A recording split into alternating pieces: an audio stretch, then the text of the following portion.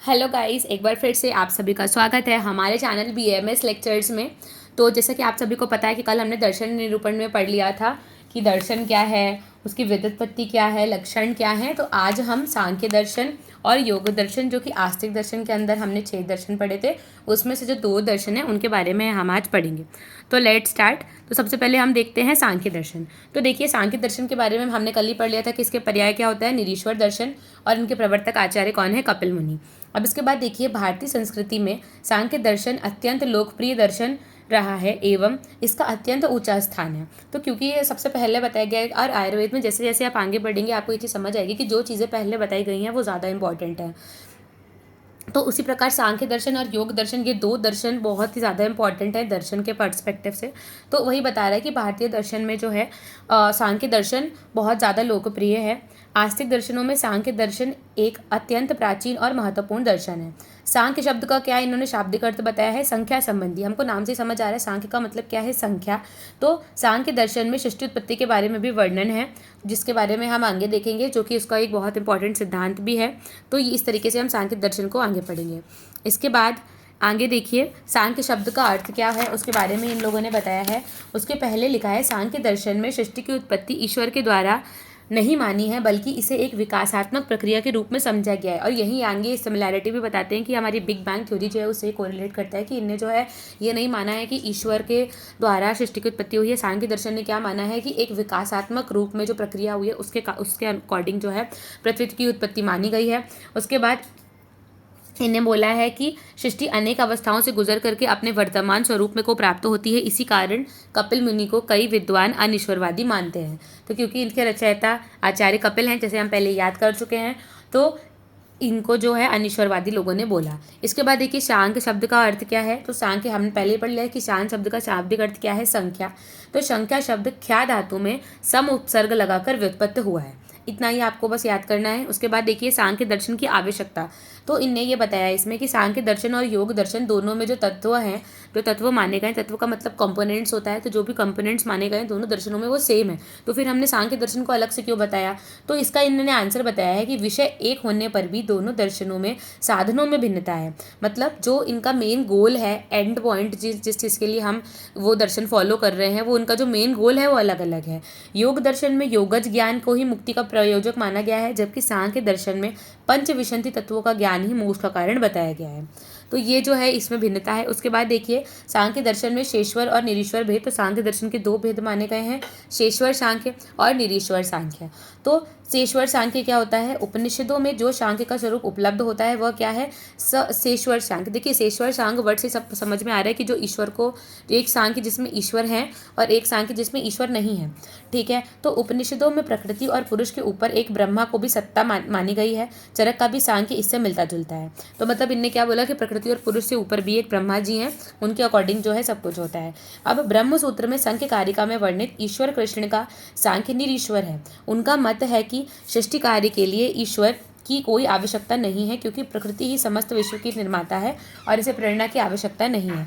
तो इनने क्या बोला कि भाई हमारा जो है सब कुछ एक विकासात्मक रूप से होता है, तो हमें उसको जो है एज ए ईश्वर को अपन को मानने की जो है रिक्वायरमेंट नहीं है। ठीक है। इसके बाद देखिए, इन्हें नीचे एक चीज़ बोली है कि शेश्वर सांख्य प्रकृति और पुरुष के संयोग के लिए ईश्वर के को कारण मानता है ना। तो इनने क्या बोला कि शेश्वर सांख्य क्या बोलता है कि भाई ईश्वर ही कारण है, और निरीश्वर क्या बोलता है कि भाई विकासात्मक प्रक्रिया है, तो हम ईश्वर को नहीं मानेंगे।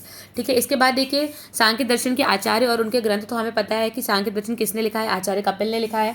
तो वही बता रहा है कि कपिल सांख्य दर्शन के आदि प्रवर्तक हैं। भागवत में इन्हें क्या बोला गया है, विष्णु का पंचम अवतार बोला गया है। कपिल ने सांख्य सूत्र और तत्व समास की 2 रचनाएं की हैं। रचनाएं सभी आचार्यों की बहुत ज़्यादा इंपॉर्टेंट है, आप अच्छे से ध्यान रखिएगा, एक टेबल बनाकर इन्हें लिख लीजिए कि कपिल ने क्या सूत्र की रचना की है। तो सांख्य सूत्र और तत्व समास की इन्होंने रचना की है। इसके बाद सांख्य सूत्र में 6 अध्याय और 527 सूत्र हैं। उसके बाद देखिए, आसुरी। तो ये कपिल के जो थे वो ये शिष्य थे, आसुरी, है ना। तो उसके बाद पंचशिख हैं नीचे, वो आसुरी के शिष्य हैं। ठीक है। उसके बाद उसके नीचे आते हैं विज्ञान भिक्षु। तो इनने वर्तमान में जो सांख्य सूत्र चल रहा है उनकी इनने रचना की है। उसके बाद उसके नीचे आ जाते हैं ईश्वर कृष्ण। तो जो एकदम रिसेंट से जो है उनमें जो सांख्य कारिका है उनकी जो रचना है वो ईश्वर कृष्ण ने की है। ठीक है। उसके बाद नीचे देखिए सांख्य कारिका पर लिखी गई टीकाएं। तो सांख्य कारिका पर कुछ टीकाएं लिखी गई हैं जो कि अलग अलग आचार्यों ने लिखी हैं, जैसे मारठ वृत्ति जो कि मराठा आचार्य ने लिखी है, गौड़पाद भाष्य जो कि गौड़पाद आचार्य ने लिखी है, सांख्य चंद्रिका जो कि नारायण स्वामी तीर्थ ने लिखी है, जय मंगला जो कि श्री स्वामी शंकराचार्य जी महाराज ने लिखी है, सांख्य तत्व कौमुदी जो कि वाचस्पति मिश्र ने लिखी है। इसके बाद हम पढ़ेंगे सांख्य दर्शन के कुछ प्रमुख सिद्धांत। तो उसमें से पहला सिद्धांत आता है त्रिविध दुख निवारण, दूसरा है षष्ठ्युत्पत्ति एवं तत्व विवेचन, तीसरा है मतलब इसी के अंतर्गत है षष्ठ्युत्पत्ति। उसके बाद हमारा आएगा प्रमाण वर्णन, सत्कार्यवाद, त्रिगुण वर्णन। उसके बाद षडंग बंध यानी अंधपंगु न्याय वाला जो सिद्धांत है वो आएगा। तो इसमें से कुछ सिद्धांत बहुत इंपॉर्टेंट है, जैसे त्रिविध दुख निवारण सिद्धांत एक बहुत इंपॉर्टेंट सिद्धांत है। सृष्टि उत्पत्ति क्रम, ये क्वेश्चन बार बार पूछा जाता है कि सृष्टि उत्पत्ति एवं तत्व विवेचन किस दर्शन के अंतर्गत बताया गया है। तो आपको पता होना चाहिए कि सृष्टि उत्पत्ति क्रम जो है वो सांख्य दर्शन में बताया गया है। ठीक है। इसके बाद सांख्य दर्शन के प्रमुख सिद्धांत में सबसे पहला जो है त्रिविध दुख निवारण, तो इसको हम देखते हैं। तो देखिए सांख्य दर्शन का प्रमुख प्रयोजन त्रिविध दुखों का निवारण करना है। तो इसका प्रमुख प्रयोजन क्या है? त्रिविध दुखों का। अब 3 दुख कौन कौन से हैं? तो आदि भौतिक दुख, आदि दैविक दुख और आध्यात्मिक दुख। तो आदि भौतिक जैसे हमको नाम से समझ में आ रहा है, आदि भौतिक मतलब जो भौतिक जगत से जुड़ा हुआ है, मतलब जैसे कि जो पशु शस्त्र आदि के से उत्पन्न जो पीड़ा के कारण जो दुख होता है उसे अपन क्या बोलते हैं? आदि भौतिक दुख बोलते हैं। ठीक है। उसके बाद आदि दैविक, हमें फिर से नाम से समझ आ रहा है, दैविक मतलब जो हमारे कंट्रोल में नहीं है, जैसे कि भूकंप के द्वारा, बिजली गिरने के द्वारा, इसके कारण जो दुख होता है उसे हम बोलते हैं आदि दैविक दुख। और आध्यात्मिक दुख जो कि हमारे शारीरिक और मानसिक कारणों से जो उत्पन्न दुख होता है उसे हम बोलते हैं आध्यात्मिक दुख। तो सांख्य दर्शन का मुख्य प्रयोजन क्या है? त्रिविध दुखों का निवारण। इसके बाद आता है सृष्टि उत्पत्ति एवं तत्व विवेचन। तो सृष्टि उत्पत्ति एवं तत्व विवेचन में इनने क्या बोला है कि सांख्य दर्शन ने जो है 25 तत्वों को माना है। कौन कौन से? पुरुष, प्रकृति, महत, अहंकार। तो ये आपको पूरा याद करना पड़ेगा कि कौन कौन से तत्वों को उनने माना है। तो केवल प्रकृति, केवल विकृति, प्रकृति एवं विकृति और ना प्रकृति ना विकृति, इन सभी को माना है ना। तो ये आपको टेबल जो यहाँ पे साइड में दी हुई है इसको याद करना पड़ेगा। इसमें स्वरूप उनका और किसमें कितने तत्व माने हैं, संख्या उनकी कितनी है और उनको क्या संज्ञा दी गई है, ये टेबल बहुत इंपॉर्टेंट है। अगर आपको सृष्टि उत्पत्ति एवं तत्व विवेचन लिखना हो, अगर आप ये टेबल लिख देते हैं तो आपको जो है फुल मार्क्स मिलेंगे इस वाले उसमें। इसके बाद नीचे देखिए इनका आता है सृष्टि उत्पत्ति क्रम। ठीक है। तो आचार्य कपिल ने इसमें कुछ सृष्टि उत्पत्ति क्रम बताया है, जिसमें इनने ये टेबल देखिए नीचे बनी हुई है। ये टेबल अगर आप लिख के आ जाते हैं एग्जाम में तो आपको इसमें भी फुल मार्क्स मिलेंगे, क्योंकि जो भी हिंदी में एक्सप्लेनेशन लिखा हुआ है वो पूरा यही टेबल है। तो इनने क्या बोला कि प्रकृति और पुरुष से मिलकर के महत, महत से मिलकर के अहंकार, और अहंकार से 3 प्रकार के अहंकारों का जन्म होता है, सात्विक अहंकार, राजसिक अहंकार और तामसिक अहंकार। जिसमें से सात्विक अहंकार और राजसिक अहंकार से मिलकर के पंच ज्ञानेंद्रियाँ, पंच कर्मेंद्रियाँ और मन की उत्पत्ति हुई है, और राजसिक और तामसिक अहंकार से मिलकर के पंच तन्मात्राओं की उत्पत्ति हुई है, और जिनसे कि फिर आगे चल करके पंच महाभूतों की उत्पत्ति हुई। तो अगर आप ये टेबल भी लिख कर आ जाते हैं तो भी आपको फुल मार्क्स मिलेंगे। इसके बाद आप इसकी हिंदी भी लिख दीजिएगा। उसके बाद देखिए आगे पुरुष और प्रकृति में वैधर्म और साधर्म की बात की गई है, मतलब प्रकृति और पुरुष में क्या क्या समानताएं हैं और क्या क्या उनमें भिन्नताएं हैं। तो प्रकृति और पुरुष में साधर्म की जब बात की गई तो उसमें देखिए दोनों आदि और अंत रहित हैं, दोनों निराकार हैं, दोनों सर्वगत हैं, है ना। तो ये दोनों चीज़ों के बारे में कॉमन चीज़ें हैं। फिर उसके बाद पुरुष और प्रकृति में वैधर्म क्या क्या है? तो प्रकृति क्या है? एक है, जबकि पुरुष क्या है? अनेक हैं। प्रकृति त्रिगुणात्मक है और पुरुष त्रिगुणात्मक नहीं है। प्रकृति अविवेकी है, पुरुष विवेकी है। प्रकृति में विषयत्व है, पुरुष में विषयत्व नहीं है। प्रकृति में समानत्व है, पुरुष में समानत्व नहीं है। प्रकृति में चेतनत्व है, पुरुष में चेतनत्व नहीं है। प्रकृति में नहीं है, पुरुष में है। प्रकृति प्रसव धर्मी है, पुरुष अप्रसव धर्मी है। प्रकृति अमध्यस्थ धर्मिणी है, जबकि पुरुष मध्यस्थ धर्मिणी है ना। फिर उसके बाद देखिए प्रमाणों का वर्णन, ये भी हमें उसी टेबल से याद होता है कि इनने सांख्य दर्शन ने 3 प्रमाणों को माना है, प्रत्यक्ष, अनुमान और आप्तोपदेश। इतना ही आपको पता रखना है। इसीलिए मैंने आपको स्टार्टिंग में बोला था कि अगर आपको टेबल याद कर लेते हैं तो 50% से ऊपर चीज़ें आपको जो है याद हो जाएंगी। उसके बाद आपका आता है सत्कार्यवाद। तो ये भी मैंने आपको पहले बताया था कि आपको ये भी याद कर लेना कि कौन कौन से जो है उनने ये वादों को माना है। ठीक है। तो इसमें देखिए सबसे पहले क्या आता है, सत्कार्यवाद किसने माना है? सांख्य दर्शन ने। तो आप से याद रखिएगा कि सांख्य दर्शन ने क्या माना है? सत्य कार्यवाद। ठीक, तो अब देखिए सत्य कार्यवाद का क्या कहना है। सत्य कार्यवाद क्या कहता है कि सत्य कार्यवाद के अनुसार बिना कारण के कार्य की उत्पत्ति नहीं हो सकती है। तो इनने बोला कि भाई बिना किसी चीज़ के कॉज के वो नहीं उत्पन्न होगा। जैसे अगर पेड़ है तो बिना बीज के वो पेड़ नहीं उत्पन्न होगा, मतलब बिना कारण के कार्य की उत्पत्ति नहीं होगी। कार्य अपनी उत्पत्ति से पूर्व कारण के में सुप्त रूप से विद्यमान रहता है। इसका क्या मतलब है? जैसे जब कोई बेबी बॉर्न होता है, जब कोई बेबी मदर के पेट में आता है तो उसके पहले ही जो उस बेबी के जो क्रोमोजोम है वो ऑलरेडी मदर और फादर के जो हमारे स्पर्म और ओवम रहते हैं उनमें ऑलरेडी क्रोमोजोम्स रहते हैं, और उन्हीं क्रोमोजोम्स से जो है न्यू बॉर्न की उत्पत्ति होती है। तो वो यही चीज़ बोल रहा है कि पहले से ही जो है सुप्त रूप में, मतलब जो चीज़ आपको दिखाई नहीं देती है, सुप्त रूप में विद्यमान रहता है। कार्य से कारण की उत्पत्ति का अर्थ है अव्यक्त से व्यक्त होना, और कार्य के नाश का अर्थ है व्यक्त से अव्यक्त होना, है ना। फिर सत्य कार्यवाद के अनुसार किसी वस्तु का नाश नहीं होता है, केवल उनके स्वरूप में परिवर्तन होता है, व्यक्त से अव्यक्त, है ना। तो इनने बोला कि भाई कोई भी चीज़ ऐसी नहीं कि कुछ नया ही बन रहा है। इनका ऐसा कहना है, जैसे हमने पढ़ा हमेशा है कि जो एनर्जी होती है वो ट्रांसफॉर्म होती रहती है, मतलब एक एनर्जी एक चीज़ से दूसरी चीज़ में कन्वर्ट होती है। तो वही बात है कि चीज़ें जो है बदलती हैं, ठीक है। उसके बाद आपके देखिए त्रिगुण का वर्णन आएगा। तो त्रिगुण के वर्णन में क्या बताया गया है कि भाई इनने त्रिगुण माना है कि भाई सांख्य दर्शन ने प्रकृति को क्या माना है? त्रिगुणात्मक माना है।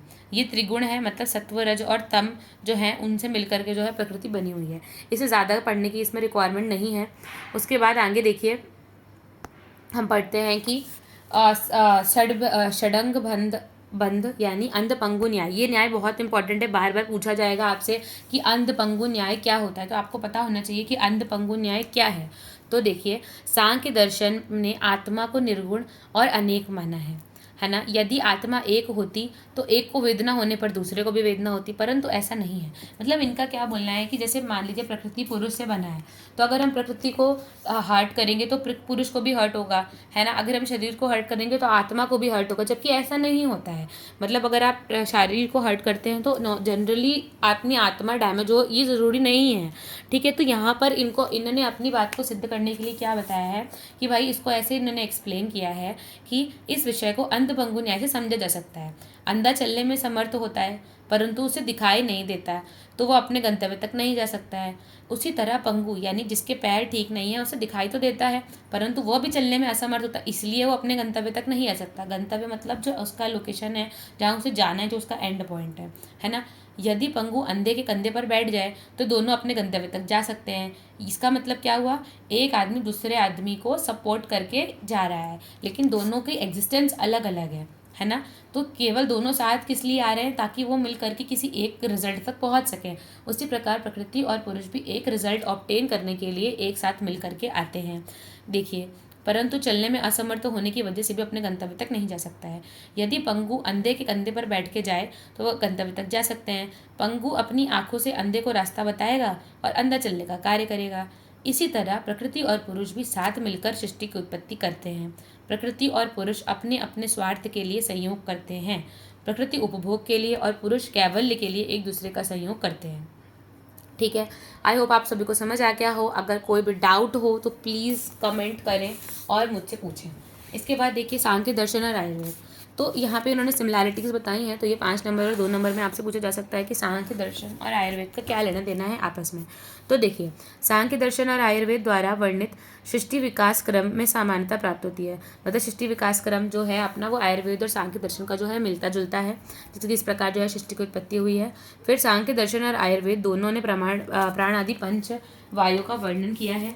सांख्य और आयुर्वेद दोनों ने त्रिगुण सिद्धांत को माना है। सांख्य और सत्यकार्यवाद और सांख्य का सत्यकार्यवाद और आयुर्वेद का कार्य कारण सिद्धांत एक ही मत के प्रतीक हैं। प्रत्यक्ष के 8 बाधा कारण का वर्णन सांख्य और आयुर्वेद दोनों में बताया गया है। वर्तमान द्वारा माने गए सभी प्रमाणों का अंतर्भाव सांख्य ने 3 ही प्रमाणों में कर दिया है।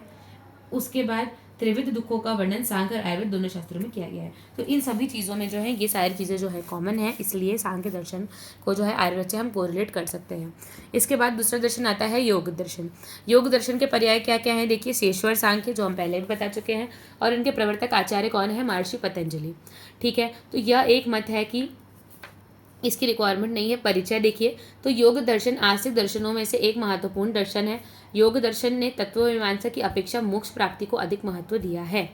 ठीक है, योग दर्शन ने सांख्य दर्शन के तत्व मीमांसा का स्वीकार किया है। मतलब ऐसा नहीं कि इन्हें बोल दिया कि भाई सब सांख्य का हम कुछ मानेंगे ही नहीं, ऐसा नहीं है।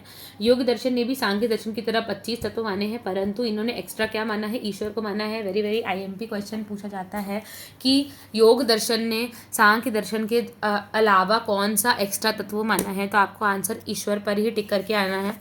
इसके बाद देखिए योग दर्शन के आचार्य एवं उनके ग्रंथ, तो महर्षि पतंजलि, तो योग दर्शन का मूल ग्रंथ योग सूत्र है। इनकी रचना आचार्य पतंजलि ने की है। योग सूत्र का सबसे पहले प्राचीन भाष्य वेद व्यास का है। इस भाष्य का वाचस्पत्र मिच्छ का वर्जित है। ठीक है, तो बेसिकली आपको क्या याद रखना है कि भाई पतंजलि कौन थे और उनने क्या क्या किया। इसके बाद देखिए की बात आती है विज्ञान विभ्रू ने, तो आपको बस इतना याद रखना है कि इनने कौन कौन से ग्रंथ लिखे हैं। जैसे विज्ञान विभ्रू ने क्या लिखा है, योगसार संग्रह। भोजराज ने क्या लिखा है, भोजवृत्ति। वाचस्पति मिश्र ने क्या लिखा है, तत्व वैशारदी। उसके बाद विज्ञान भिक्षु ने योगवर्तिक नामक व्याख्या की रचना की है। इसके बाद नीचे देखिए योग सूत्र पतंजलि योग सूत्र हैं, जिसमें से ये 4 पाद हैं, समाधि पाद, साधन पाद, विभूति पाद और कैवल्य पाद। इन चारों पादों के आपको नाम पता होने चाहिए और इनमें कितने कितने सूत्र हैं ये पता होने चाहिए। आगे जब आप स्वस्थ व्रत पढ़ेंगे तो आपके उसमें आएगा कि इसका डिटेल एक्सप्लेनेशन आएगा कि भाई क्या क्या होता है। इसके बाद देखिए योग दर्शन के प्रमुख सिद्धांत, जैसे हमने उसके सांख्य दर्शन के प्रमुख सिद्धांत पढ़े थे, उसी प्रकार से जो है अब योग दर्शन के प्रमुख सिद्धांतों के बारे में वर्णन किया गया है। तो योग दर्शन के प्रथम सूत्र क्या है, तो योग दर्शन का प्रथम सूत्र है अथा योग अनुशासनम योगश्च चित्तवृत्ति निरोधः। अर्थात यहाँ से योग शास्त्र का आरंभ करते हैं। चित्त की वृत्तियों का निरोध करना ही योग है।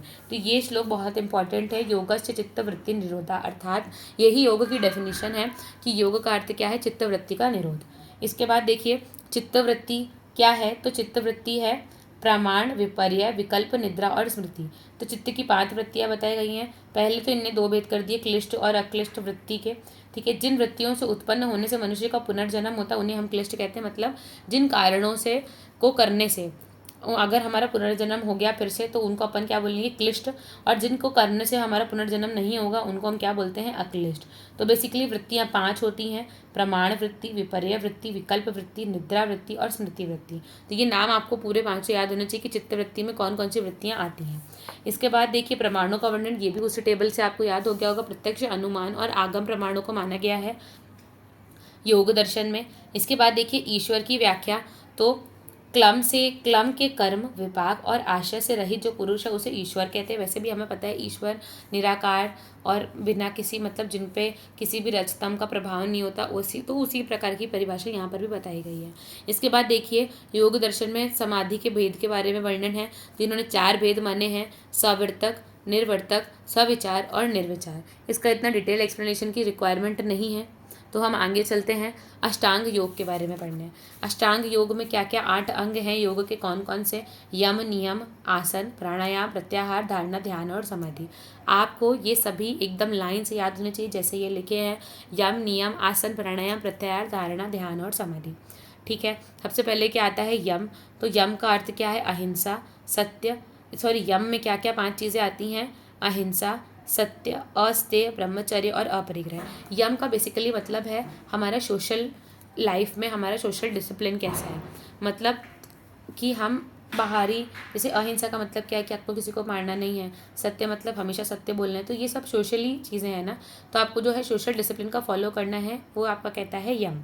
नियम क्या बोलता है कि पर्सनल हाइजीन का आपको बैलेंस रखना है, शौच, संतोष, तप, स्वाध्याय और ईश्वर प्रणिधान।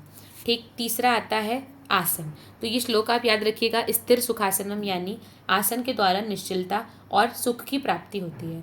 तो जिसके द्वारा निश्चलता और सुख की प्राप्ति हो उसे क्या बोलेंगे, हम आसन बोलेंगे। प्राणायाम क्या होता है, तो तस्मिन् सति श्वास प्रश्वास योगरति विच्छेदः प्राणायामः। अर्थात श्वास और प्रश्वास की गति की विशृंखलता को प्राणायाम कहते हैं। मतलब जो हम अपने श्वास की गति को जो कंट्रोल करना, रेगुलेशन ऑफ ब्रेथ, उसको हम प्राणायाम में कंसिडर करते हैं। उसके बाद देखिए प्रत्याहार। तो प्रत्याहार क्या होता है, इंद्रियों की अपनी अपने विषयों के साथ संबंध होने से चित्त स्थिति के समान स्थिति होने को प्रत्याहार कहते हैं। मतलब इंद्रियों के ऊपर विजय प्राप्त कर लेना ही क्या है, प्रत्याहार है। ये 5 जो हैं ये बहिरंग योग कहे जाते हैं। मतलब आप दूसरी बाहर की चीज़ों को मैनेज करके किस प्रकार से अपनी बॉडी में बैलेंस लाते हैं, वो ये हैं 5। इसके बाद जो 3 हैं उन्हें हम अंतरंग योग कहते हैं, क्योंकि वो हमारे अंदर से चीज़ों को बैलेंस करते हैं। धारणा क्या होती है, चित्त को किसी देश में बांधना या लगाना धारणा है। ठीक। ध्यान क्या है, तो धारणा के ज्ञान का एक सा रहना ध्यान है। मतलब आपने किसी चीज़ पे फोकस किया, अब उसका फोकस बना रहता है या नहीं रहता है। अगर बना रहता है तो ध्यान है, अगर बना नहीं रहता बार बार भटकता है देन इट इज़ धारणा। ठीक। उसी प्रकार लास्ट आता है समाधि। ध्यान में जो एक सा हुआ उसका केवल प्रकाश हो और अपरूप से शून्यता हो जाए। मतलब समाधि का अर्थ क्या है कि आप अपने अस्तित्व को खो करके ईश्वरत्व को प्राप्त हो जाएं, उसको हम क्या बोलते हैं, समाधि बोलते हैं। ठीक। इसके बाद देखिए नीचे अष्ट योगिक सिद्धियों के बारे में वर्णन है। तो ये आपको 8 योग सिद्धियाँ याद करनी पड़ेंगी। अडिमा, लघिमा, महिमा, प्राप्ति, प्राकम्य, वशित्व, ईशत्रत्व और यत्र कामा वासायत्व।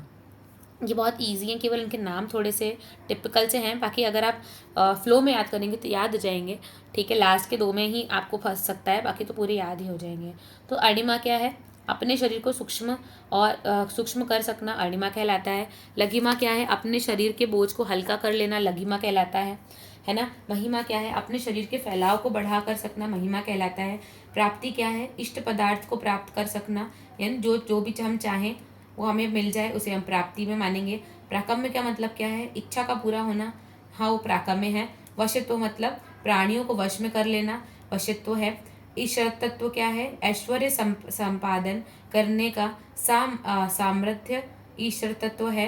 यत्र कामा वासित्व क्या है, तो जो संकल्प किया गया है वो पूरा हो जाए, यही क्या है, यत्र कामा वासित्व है। तो कई लोग सिद्धियां प्राप्त कर लेते हैं, आपने देखा होगा। तो वो कहते हैं कि भाई हम कैसे भी छोटे हो सकते थे। आपने हनुमान जी की कथा तो सुनी होगी कि हनुमान जी अपना रूप बड़ा छोटा, तो सोचिए उनको कितनी सिद्धियां प्राप्त होंगी। फिर उसके बाद देखिए योग दर्शन एवं आयुर्वेद में क्या सिमिलैरिटीज़ हैं। तो जैसे हमने सांख्य दर्शन में पढ़ा, ऐसे ही अब हम योग दर्शन में पढ़ेंगे कि आयुर्वेद और योग दर्शन दोनों में प्रत्यक्ष, अनुमान और आगम प्रमाण। तो प्रमाणों वाला तो आप हर ये उसमें लिख सकते हैं। आयुर्वेद में भी व्याधि की चिकित्सा के लिए प्राणायाम का वर्णन प्राप्त होता है। आयुर्वेद अष्ट सिद्धि आदि अवधारणाओं का भी समर्थक है ना। तो यहाँ से हमारा जो है योग दर्शन खत्म होता है। तो आज की वीडियो में हमने इतना ही पढ़ेंगे। इसके बाद हम पढ़ेंगे नेक्स्ट वीडियो में। अगर आपको हमारा चैनल पसंद आए, हमारे वीडियोस पसंद आए, तो do like, subscribe, share my video. और जो भी प्रॉब्लम है उसे प्लीज़ कमेंट करके बताएं। Thank you so much. अब हम मिलते हैं नेक्स्ट वीडियो में।